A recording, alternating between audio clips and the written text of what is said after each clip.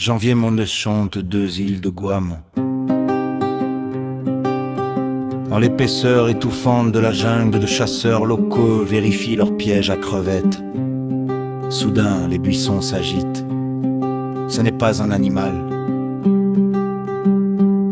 Une silhouette surgit, un homme maigre, le regard hagard, les vêtements en lambeaux. Il ne parle pas, il tremble. Dans ses yeux, on ne lit pas la surprise, mais une terreur pure, la peur d'être enfin capturé. Cet homme, c'est Shōichi Yokoi, et ce qu'il s'apprête à raconter dépasse l'entendement. Nous sommes en 1972, le monde a connu les premiers pas sur la Lune.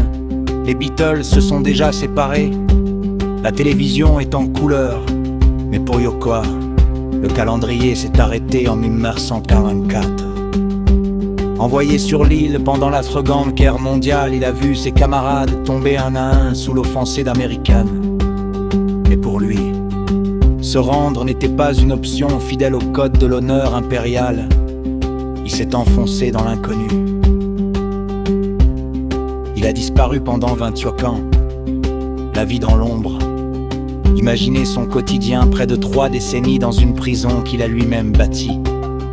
Son refuge, une grotte souterraine creusée à la main, camouflée par des fougères. Sa survie, un régime de racines, de noix de coco et de rats chassés à la tombée de la nuit. Son ingéniosité, il a fabriqué ses propres vêtements, tissant des fibres d'écorce d'hibiscus avec des aiguilles de fortune.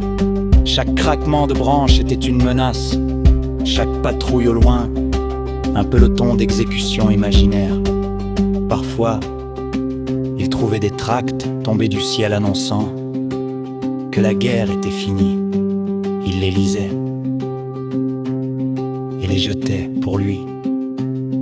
Ce n'était que de la propagande, un piège cruel pour le sortir de son trou.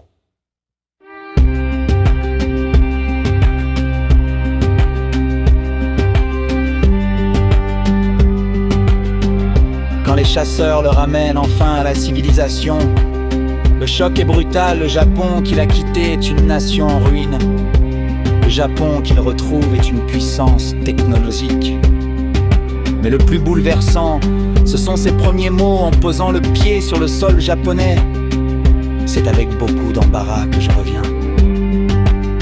Il ne s'excusait pas d'avoir disparu.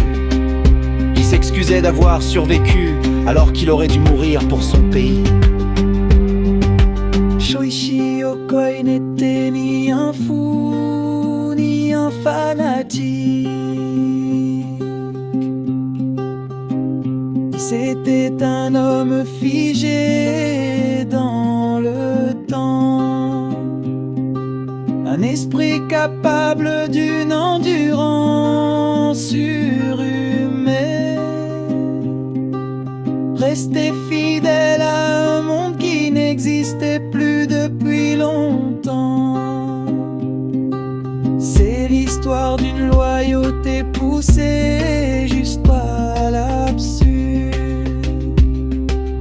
L'histoire d'un homme que le monde avait oublié, mais qui lui n'avait rien oublié.